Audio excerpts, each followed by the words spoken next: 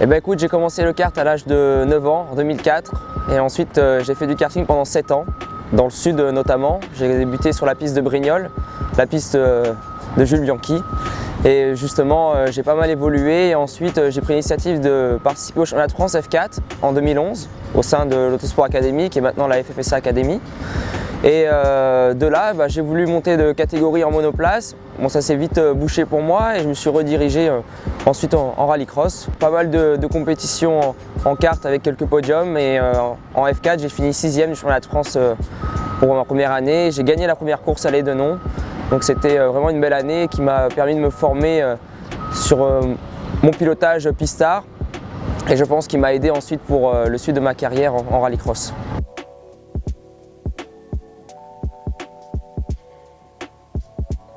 Le premier élément est plutôt personnel. J'ai rencontré le rallycross grâce à ma compagne Nolwenn en 2010 au sein de sa famille, et de suite ça m'a plu. J'ai été séduit par la catégorie, par le show, le spectacle qui prouve qu'il y a en piste.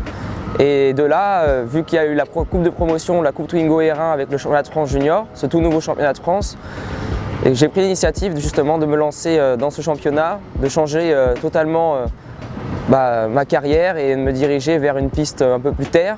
Donc là, les pistes étaient beaucoup plus mixées entre l'asphalte et le terre, et le concept m'a plu, et la carotte, on va dire, le cadeau qu'il y avait au bout pour le vainqueur du championnat de France junior me plaisait, et je me suis dit pourquoi pas moi, et je pense que c'était la bonne solution.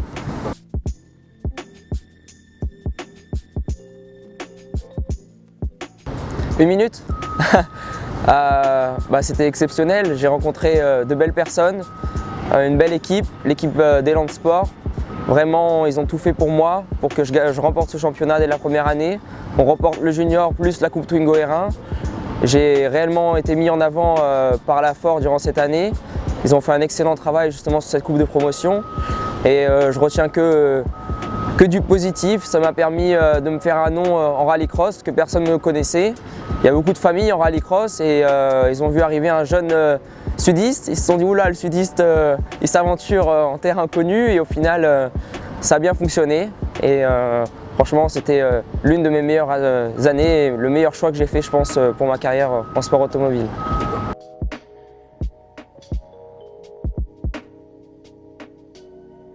En Super 600, c'était explosif, vraiment. Je me suis régalé au volant de la Twingo Super 600 du team Olympica Sport. Une belle famille aussi, très professionnelle. Franchement, je retiens que du bonheur. On a passé beaucoup de temps sous la structure avec l'équipe, avec la famille Olivier, à discuter, à débriefer justement de chaque course. David Olivier était là pour moi, c'était mon spotter durant cette année. Il a vraiment fait du bon travail. Il y a eu une belle bagarre en piste avec le team Dubourg, avec Andrea Dubourg. C'était chaud par moment, mais c'était quand même assez intéressant pour le spectacle. Et au final, on gagne quand même le championnat de France Super 600 dès notre première année. Donc une belle année aussi.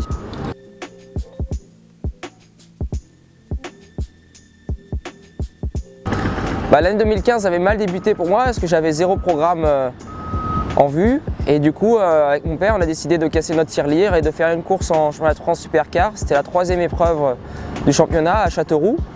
Et de là, avec l'équipe Paillet Compétition, on s'est lancé le défi de la gagner. Et puis même moi, c'était un one-shot, il fallait absolument que je prouve mon potentiel. Et au final, on a remporté la course. Première course en Supercar, première victoire. Ça a marqué les esprits, je pense. Et ensuite, du coup, la Ford m'a soutenu pour justement aller démarcher notamment l'équipe Olsberg MSE pour le reste de ma carrière à l'international. Donc c'était vraiment un très bon choix, une très bonne stratégie de faire ce one-shot. Et après, je me suis dirigé vers le RX Lite qui s'appelle maintenant le RX2.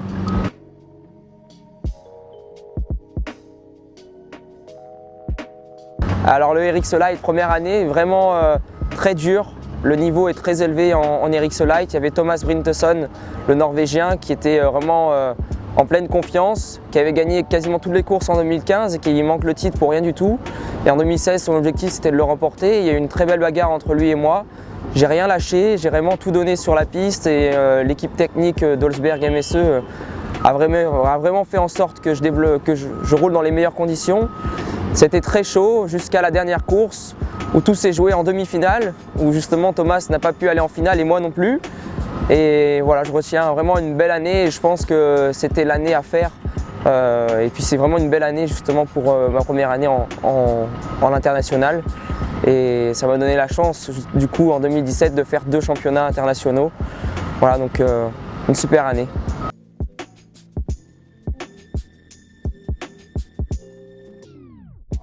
Oui, 2 titres, c'est un truc de fou. C'était vraiment très dur physiquement. Par moments, j'étais à bout, mais voilà, je n'étais pas trop à plaindre non plus parce que j'ai eu l'opportunité de faire 2 championnats, c'est pas donné à tout le monde. J'ai pris cette chance-là et j'ai montré justement à Andreas Eriksson, le patron de mon équipe suédoise, qu'il pouvait me faire confiance. J'ai pris l'initiative de prendre des risques, justement en remportant ces 2 championnats, mais je pense que ça a payé et j'espère qu'on me donnera la chance de monter en supercar l'an prochain. Et ça a été vraiment une belle année formatrice pour moi, aussi bien en Global Rallycross aux États-Unis qu'en RX2. Le niveau est très très relevé, il y a vraiment de très beaux talents et je pense que dans les années à venir, ça va être très chaud en piste et j'invite justement tous les pilotes français, les jeunes pilotes français à se diriger vers cette série parce que c'est l'avenir du rallycross, c'est la F2 du championnat du monde de rallycross. Donc voilà, il faut se lancer, il ne faut pas hésiter. Et en plus, il y a vraiment une bonne ambiance au sein de la catégorie. C'est un peu comme la Coupe Twingo R1, c'est exactement la même chose sauf qu'il y a plus de chevaux. Voilà.